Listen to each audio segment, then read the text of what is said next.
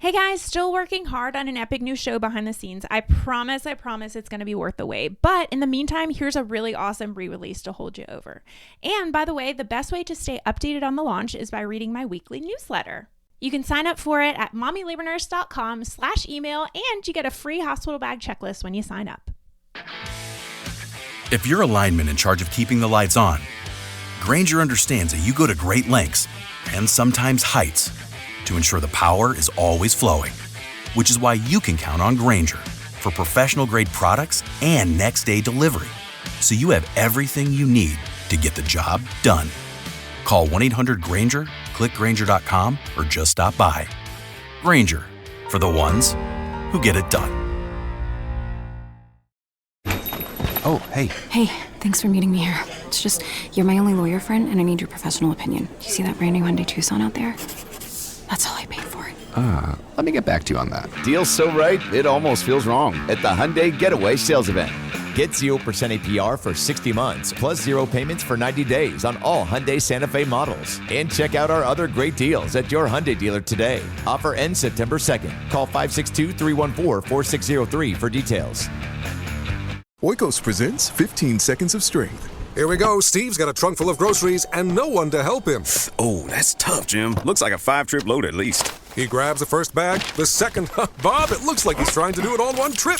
He shimmies the door open, steps over the dog. Oh, and he stumbles. Oh, right into the kitchen without missing a beat. Jim, now that's a man who eats his protein-packed Oikos. With 15 grams of complete protein in each cup, Oikos Triple Zero can help build strength for every day. Oikos, stronger makes everything better. This is the story of the one. As a maintenance engineer, he hears things differently.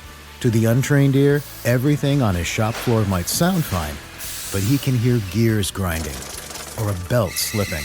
So he steps in to fix the problem at hand before it gets out of hand. And he knows Grainger's got the right product he needs to get the job done, which is music to his ears. Call, click Grainger.com, or just stop by. Grainger, for the ones who get it done.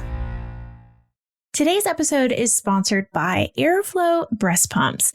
Did you know that your health insurance will cover the cost of a breast pump? It is true, guys, I promise. In fact, many health insurance plans also cover milk storage bags, breastfeeding prep courses, and more. At Airflow Breast Pumps, you can shop top-rated breast pumps from brands like Medela, Spectra, and Motif without ever opening your wallet. Fill out their quick and easy insurance eligibility form, and they'll take care of the rest. It might just be the easiest thing that you do during your whole pregnancy. Just visit airflowbreastpumps.com/mommylabornurse. That's AEROFLOW breastpumps.com/mommylabornurse to find out why more than 1 million moms have chosen Airflow breast pumps to get their pump through insurance.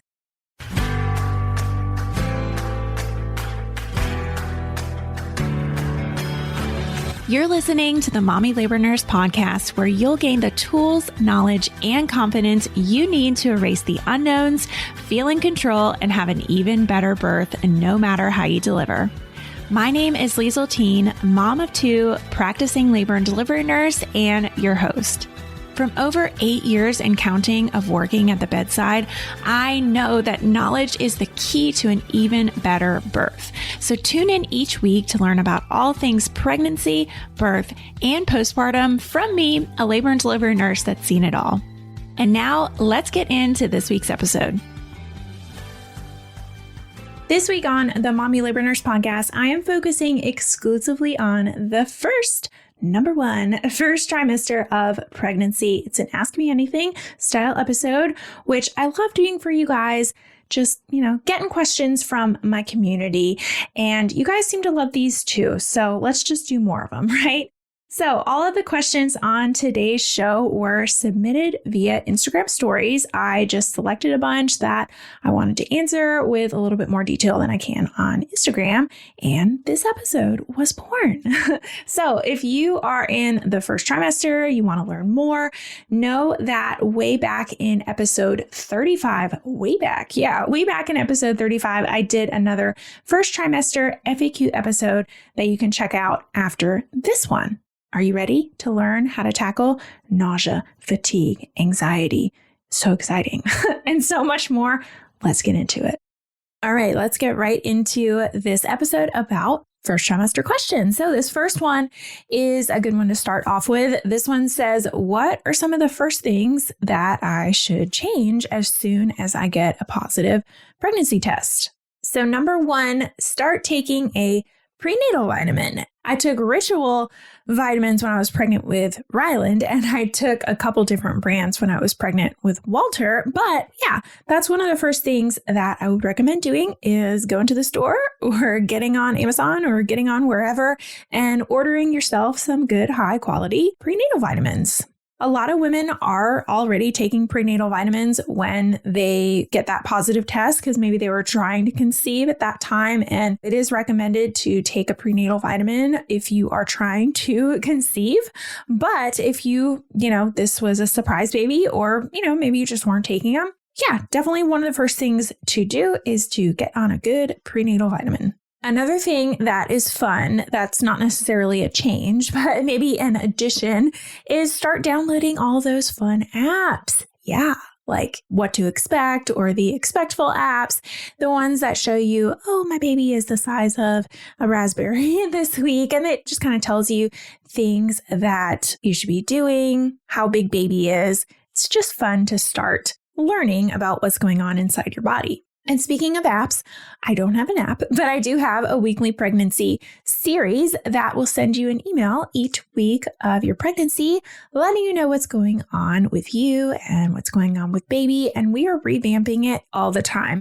We've got tips and tricks, blog posts you can read, podcast episodes you can listen to, and it just tracks your pregnancy, follows your pregnancy. You'll get stuff that is applicable to you in that stage of your pregnancy. So definitely sign up for that MLN weekly pregnancy series if you haven't already. Another thing you should do and change is if you're a smoker or if you drink alcohol, don't do that anymore. Stop. Okay. If you need help stopping smoking, that is okay. Reach out to your healthcare provider. It can definitely be tricky to completely, do cold turkey quitting smoking. So if you need help with that, your healthcare provider is definitely there for you for that.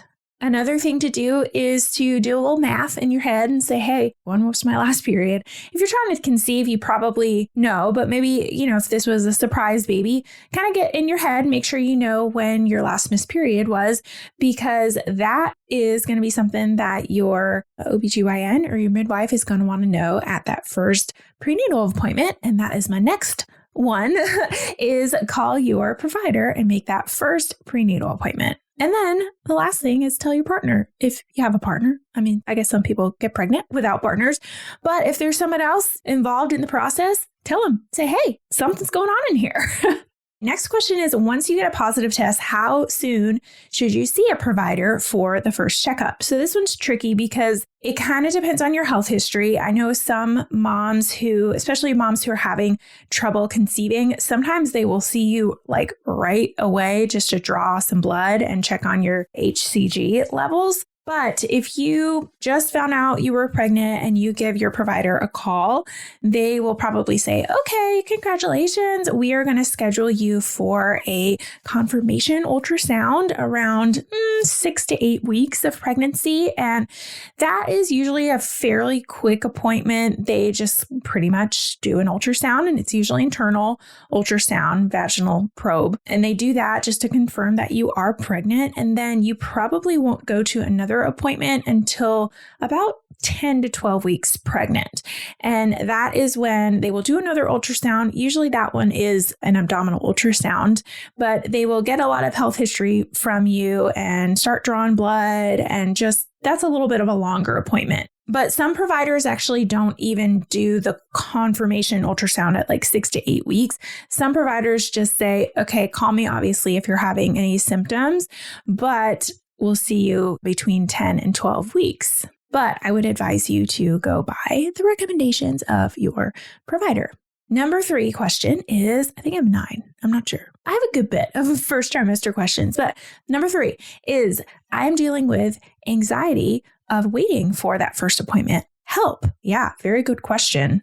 This is something that I think almost all of us deal with, that time frame between peeing on the stick and finding out you're pregnant and that first appointment, because you're kind of like, I'm pretty sure I'm pregnant because I peed on the stick and I'm not getting my period anymore. And I feel kind of crappy and I feel like I'm pregnant, but I don't have any movement in there. I don't really know what's going on.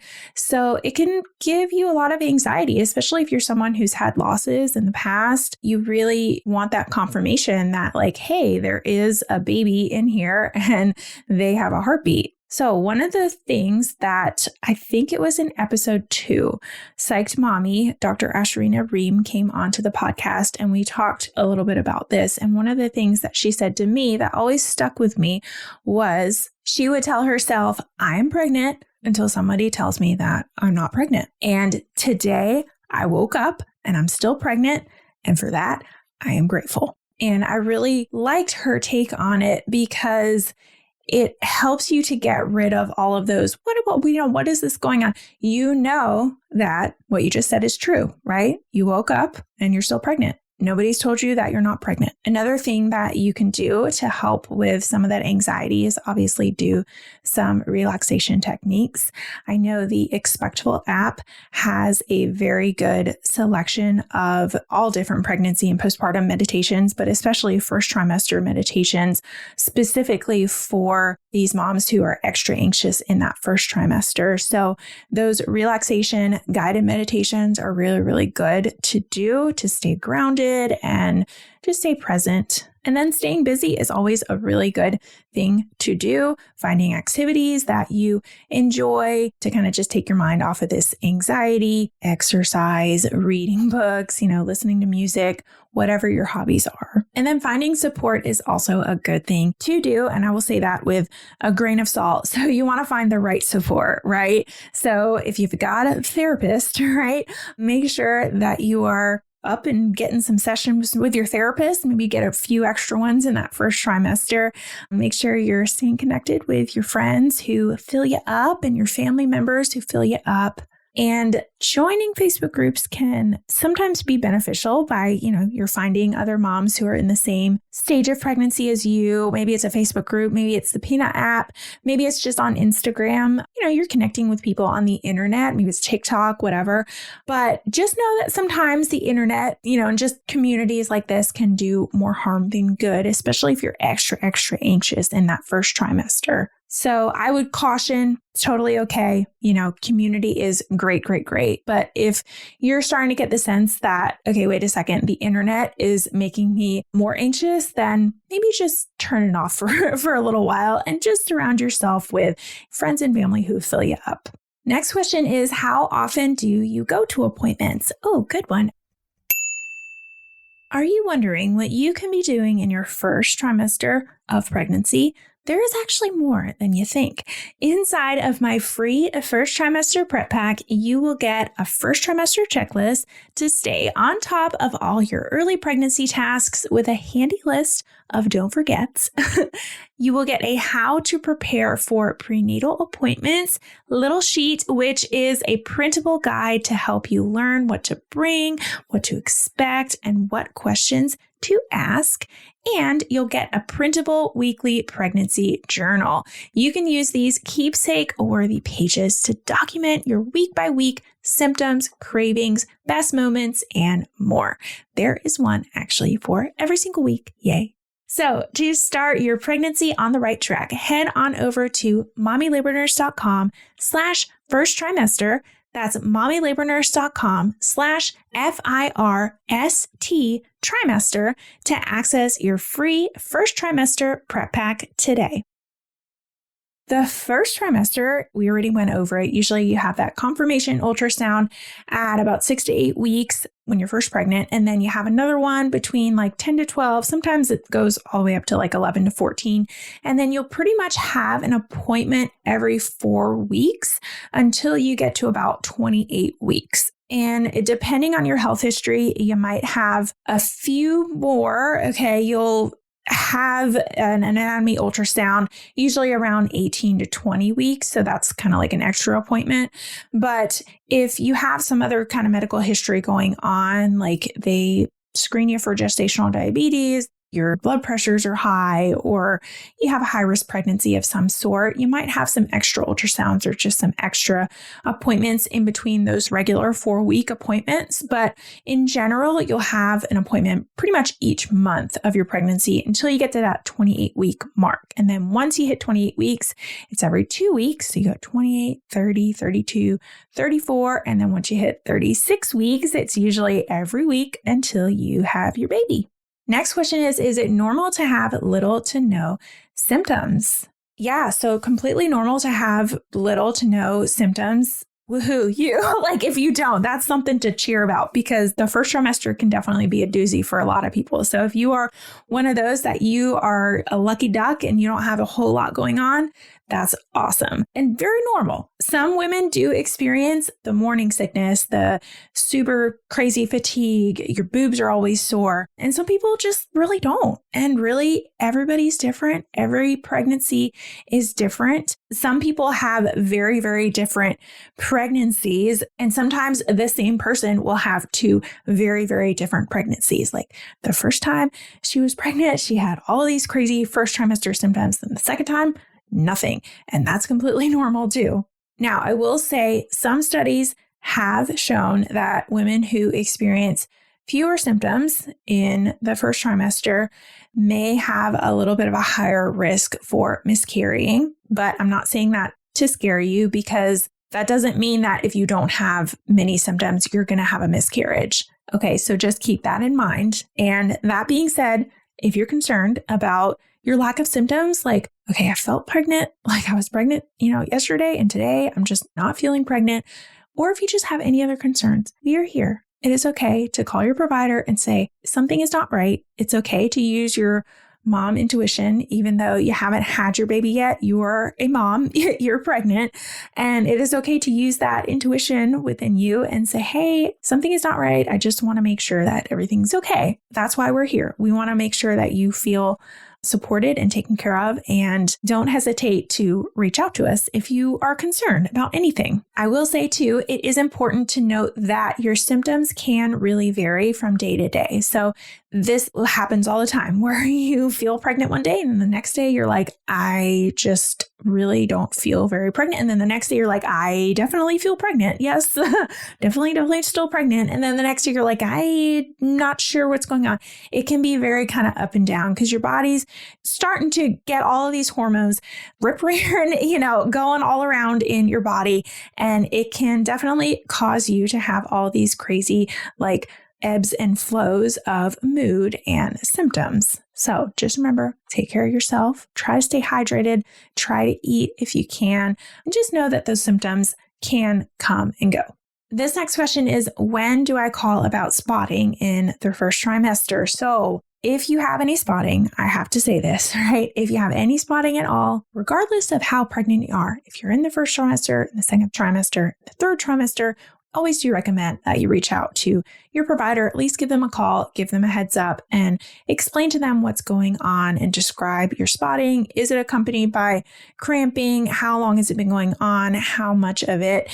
And they can kind of assess you over the phone, a lot of the time, but I do recommend that you at least call, okay? Because spotting can be nothing. It is very, very common to spot in that first trimester when you're having all of these changes to your body. And sometimes you can have just cervical spotting. It's not your placenta or anything. It's just from your cervix a little bit, but sometimes it can be a sign of something more serious. So it's always a good idea to call just so we know and we can mark it down like Liesl called at this time at this day and she was complaining of this, and maybe then you call back later and you're complaining of blah, blah, blah. It's gotten better or worse. Just so we have kind of a track history. Always a good idea. Just at least call. Now, it is important, obviously, if it is accompanied by cramping or any pain really at all, that you call and you really let them know what's going on, because that can definitely signal that you might be kind of at the beginning of a miscarriage. It also might not be anything because it is common to have cramping in the first trimester as well. I know it's very confusing. It's very, very confusing. This is why we have all these questions, because it's just when you're pregnant, there's some stuff is normal, some stuff can not be normal and blah, blah, blah, blah, blah. But yes, if you're having any pain, definitely give your provider a call. If you're having heavy bleeding, right? Okay, so you're soaking through a pad, it's more than spotting.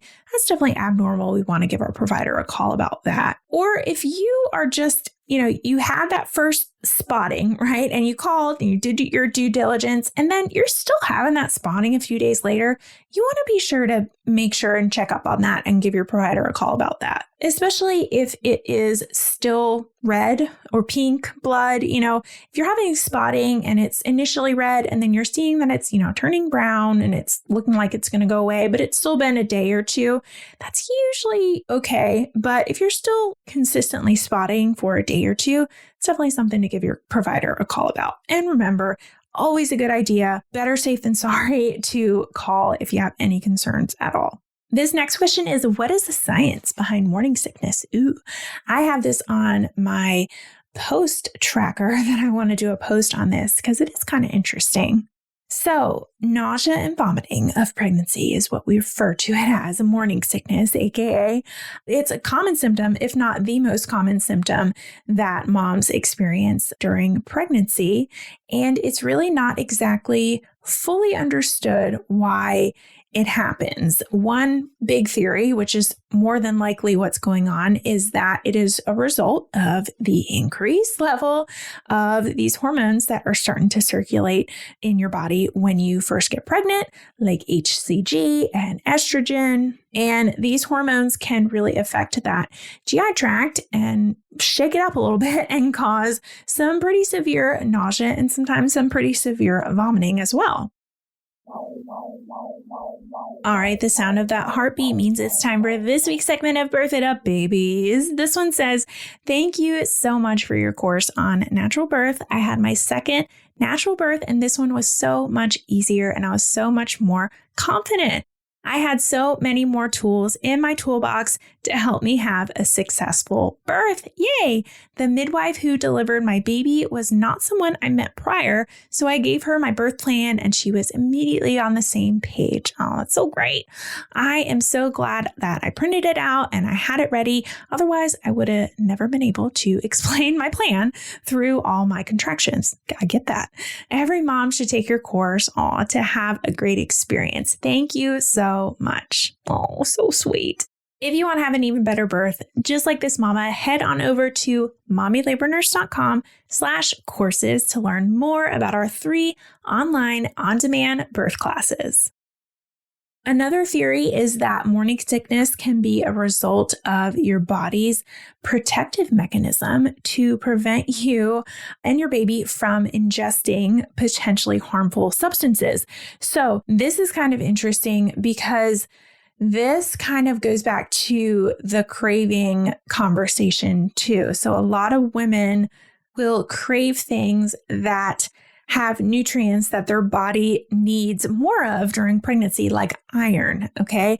It's kind of crazy. There's this thing called pica where you crave things that aren't food. Okay. Like dirt, because it contains a lot of iron and your body wants this extra iron when you're pregnant. On the flip side, you can also have pretty severe aversions to things that can be harmful to you or baby. Like a lot of times moms have, it's very common for moms to just not want anything to do with meat during pregnancy or coffee during pregnancy. Now, I'm not saying that if you eat meat or even if you drink coffee, that's super crazy harmful. But if you eat bad meat, right? Or if you drink too much coffee and you have too much caffeine, it can be harmful to your baby. So it's kind of this weird phenomenon, weird theory that might suggest that it might have something to do with that. So certain odors, certain flavors might really trigger that nausea and vomiting, even as a way to protect you and baby. And then some research does suggest that morning sickness might be related to genetic factors. So if you just have a family history of nausea and vomiting during pregnancy, like your mom had really, really bad morning sickness or HG hyperemesis, then you might be more likely to experience severe morning sickness as well.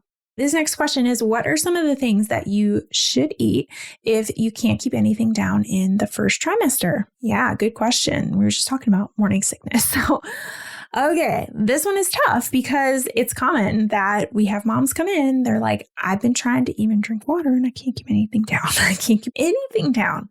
So obviously water, okay? We want to try and stay as hydrated as possible. Small sips. A lot of moms like very cold water, like very, very cold water can be easier to take sips of than like room temperature water. Trying a little bit of ginger. They have like ginger tea that you can sip, or even like hard candies that are ginger candies. Because ginger is one of those supplements that can kind of ease your stomach a little bit. So that can help you. That's not going to give you the nutrition that you need, but it might help to settle your stomach a little bit so you can get a little bit more nutrition. Small, frequent meals. Instead of sitting down and eating, a large meal, want to try and eat little meals throughout the day. A good tip that I've also posted on is trying to keep crackers by your bed and not even getting out of bed in the morning until you eat a cracker. Because sometimes it's that trigger of getting up in the morning, like getting out of bed, that can make you really nauseous. So getting something immediately in your stomach, literally like 2 saltines and just eating that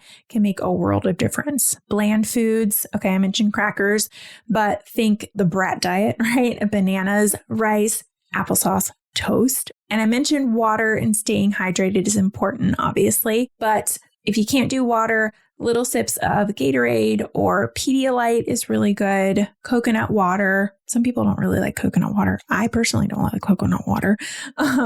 But something with a little bit of flavor can help a little bit more, than just plain water. They have Pedialyte popsicles. Heard that from a friend who had severe hyperemesis during her, all 3 of hers, but diagnosed hyperemesis with her 3rd one.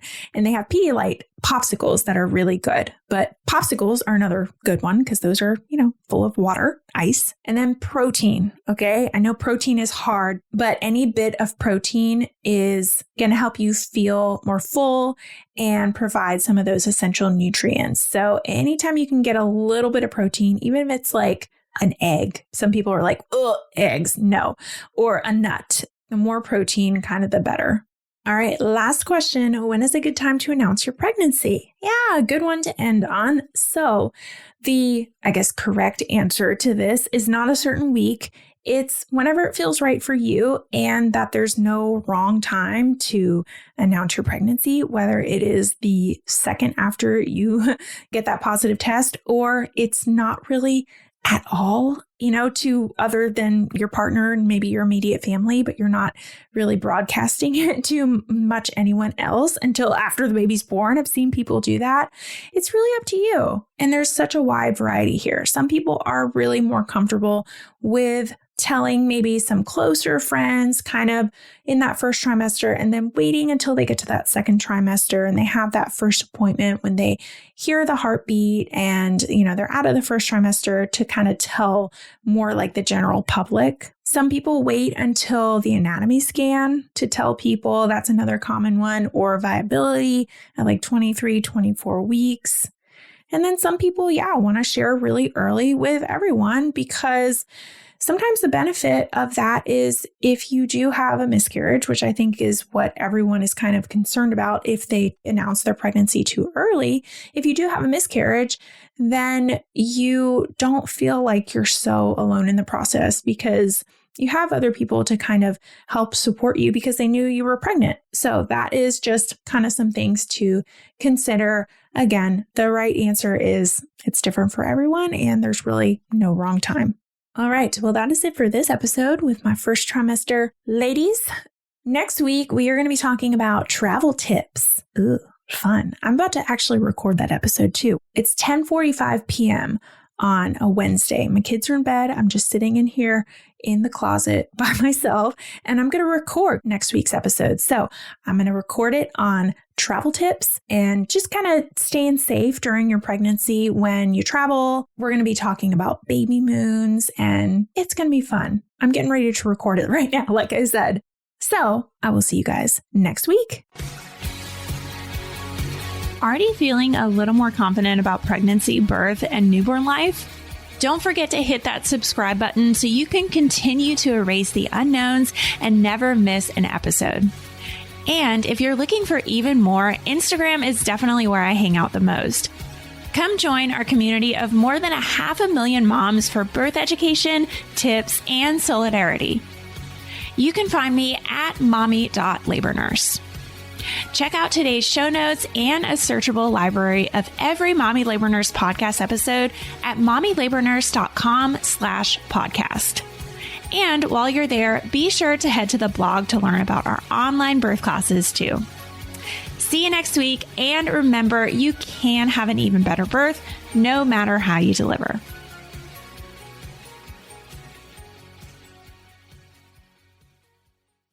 As you kick off the summer season, head on over to Big Y for juicy burgers, sizzling steaks, tangy ribs, and fresh shrimp and vegetables. Let Big Y's trained experts help you plan the perfect meal. The grill is hot, the vibes are high, and Big Y has all the goods to make every barbecue great. Visit BigY.com for delicious grilling recipes, and while there, sign up for My Big Y digital account and earn reward points with every purchase. Save time, save money, and celebrate summer at Big Y. Big Y. Nicely done. Hey guys, finding the perfect gift for the food lover in your life is easy. Thanks to Goldbelly. Goldbelly ships America's most iconic foods straight from world-famous restaurants right to your door. So if you want to treat someone to Joe's Stone Crab from Miami, Franklin Barbecue from Texas, or desserts from famous foodies like Ina Garten or Martha Stewart, Goldbelly has you covered with free shipping anywhere in the country. Just go to goldbelly.com and for a limited time, get 20% off your first order with promo code GIFT. That's promo code GIFT.